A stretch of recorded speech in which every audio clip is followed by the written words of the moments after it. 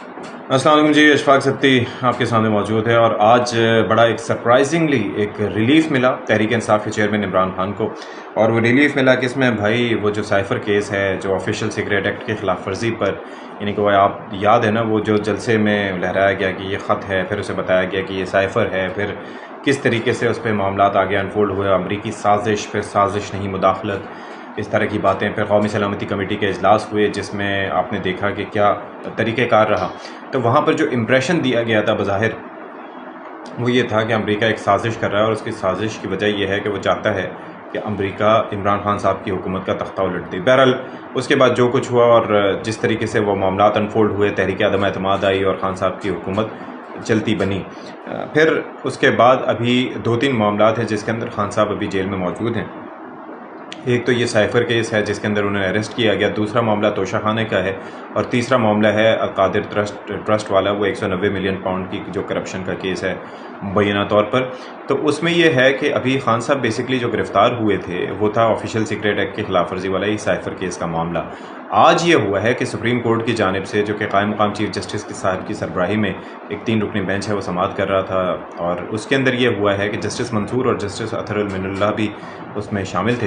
तो उसके अंदर बेसिकली हुआ ये है कि उन्हें ये कहा गया है कि अभी तक चूँकि इल्ज़ाम कोई साबित नहीं हुए, लिहाजा वो मासूम हैं। प्लस ये भी कहा गया कि वो आइंदा ये जो इलेक्शन है 8 फरवरी के, उसके अंदर कंटेस्ट करने वाले ये दोनों उम्मीदवार हैं, यानी कि शाह महमूद कुरैशी साहब भी और साथ ही इमरान खान साहब भी।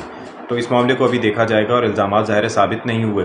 अब ज़मानत मंजूर हो गई है और इस हवाले से 4 रुकनी बल्कि 4 सफ़हात पर मुश्तमिल फ़ैसला भी आया है, और 10-10 लाख रुपए के मचलके जमा कराने का हुक्म दिया गया है। अब चक्कर ये है कि यहाँ पर ये मामलात जो है वो इस तरीके से आगे अनफोल्ड हो रहे हैं, और ये कहा जा रहा है कि इम्प्रेशन जो अदालत ने लिया वो ये है कि भाई वो साइफ़र जब अगर लहराया भी या किसी को दिखाया भी, तो पहली बात तो ये है कि साइफ़र गायब वजारत ख़ारजा से गायब कैसे हुआ।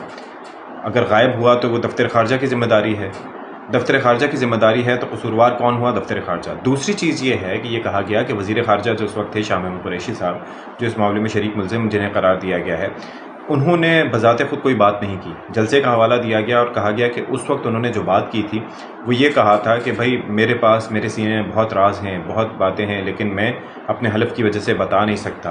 तो जज साहिबान ने अज़राए मज़ाक या रिमार्क्स में कहा कि ख़ुद तो उन्होंने नहीं बताया, लेकिन पीटीआई के चेयरमैन को और ख़ासतौर पर इमरान खान साहब को, जो उस वक्त वज़ीर आज़म थे, उनको फंसा दिया, जिन्होंने अमरीकी साजिश के हवाले से आपको याद होगा कि वो स्पीच जो की थी।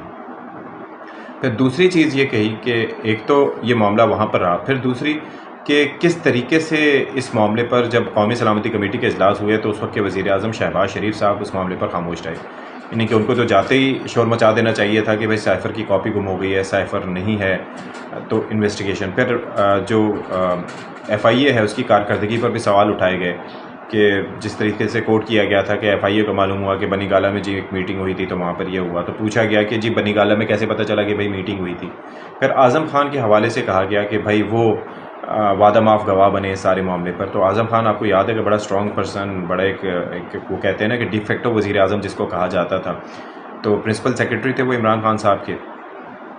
तो वो 2 महीने के लिए अगवा हुए थे। तो सलमान सफदर ने उस पर कहा कि उन्हें अगवा बराए बयान किया गया था। एक होता है अगवा बराए तावान और एक होता है अगवा बराए बयान। तो उस पर जो कायम मकाम चीफ जस्टिस साहब ने भी कहा कि भाई वो बात ये है कि इस्तिलाह तो ये यूज़ होती है, लेकिन मकसद बज़ाहिर एक इम्प्रेशन देने की ये कोशिश की गई कि उनको इसलिए अगवा किया गया था कि वो शायद उनसे उनकी मर्ज़ी का बयान दिलवाया जा सके। फिर इस पर कायम मकाम चीफ जस्टिस ने यह भी कहा था कि क्या वो शुमाली इलाका जात की तरफ गया है, तो गया था। तो इस तरह की चीज़ें जो हैं वो काफ़ी वहाँ पर आईं, लेकिन यह है कि अब ये फ़ैसला आ चुका है, और फिर ज़ाहिर है कि बुनियादी हुकूक की जो ज़मानत के हवाले से बात हुई कि अदालत ज़ाहिर है कि इस चीज़ की कस्टोडियन है, और फिर हाई कोर्ट के हवाले से जो चीफ जस्टिस आमिर फ़ारूक साहब का जो फ़ैसला था उसके ऊपर भी क्रिटिसाइज़ किया गया कि भाई किस तरीके से ये मतलब और ख़ास तौर पर कायम मकाम चीफ जस्टिस तारिक ने भी इस पर क्रिटिसाइज़ किया कि किस तरीके से उन्होंने ये फ़ैसला इस नौयत का दिया है, और उसके बाद तो फिर रस्सी देना ही बाकी रह गया था, यानी कि उसके बाद बाकी और कोई चीज़ नहीं रह गई थी, बस मामला यही था कि लटका दिया जाए।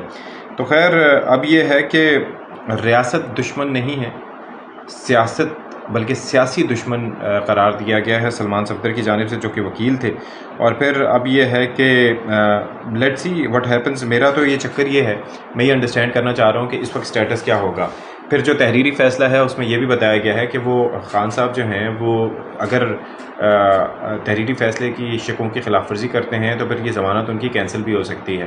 اب what I need to know is what we need to understand is کہ کیا اس کے بعد خان صاحب رہا ہو جائیں گے، کیونکہ گرفتاری ان کی سائفر کے معاملے میں ہی تھی. باقی تو معاملات میں ان کی مقدمات میں ضمانت تھی، توشہ خانہ ہو یا دوسرا القادر والا ہو.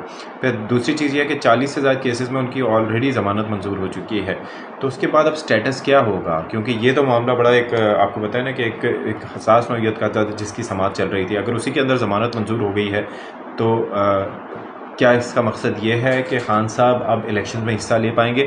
آپ ذرا امیجن کیجئے کہ ابھی کچھ دن پہلے تک ہم یہ بات کر رہے تھے کہ he is not the relevant player in the upcoming elections, اور اب عدالت عظمیٰ کے اس فیصلے کے بعد بظاہر یہ لگ رہا ہے کہ ہو سکتا ہے ان کی راہ ہموار ہو گئی ہو، کیونکہ ابھی تحریک انصاف کے وقت کی ملاقات بھی ہوئی ہے الیکشن کمیشن کے حکام سے.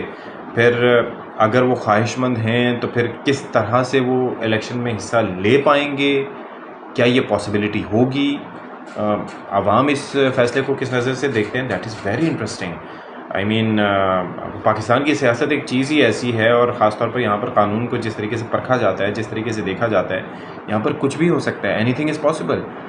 تو یہ ایک تحریک انصاف کے چاہنے والوں کے لیے، اور خاص طور پر جو پی ٹی آئی کے فینز ہیں، جو لوگ عمران خان کو فالو کرتے ہیں، جو ان کو ووٹ دینا چاہتے ہیں یا ان کو منتخب کرانا چاہتے ہیں، تو وہ پھر ظاہر ہے کہ ان کے لیے ایک بڑا ایک حوصلہ افزا ایک طرح سے بات سامنے آ رہی ہے. کیونکہ ابھی تک آپ نے دیکھا کہ وہ انٹرا پارٹی الیکشنز بھی ہوئے، پھر اس میں بیرسٹر گوہر کو جس طریقے سے بنا دیا گیا پارٹی کے چیئرمین، جن صاحب کو کوئی جانتا نہیں تھا، تو وہ کافی ایک ساکھ کو ایک طریقے سے دھچکا لگا تھا. لیکن اب لگتا یہ ہے کہ بلکہ کیا لگتا ہے بھائی، میں تو کوئی کامنٹ کرتے ہوئے بھی گھبراتا ہوں، معاملہ حساس ہے.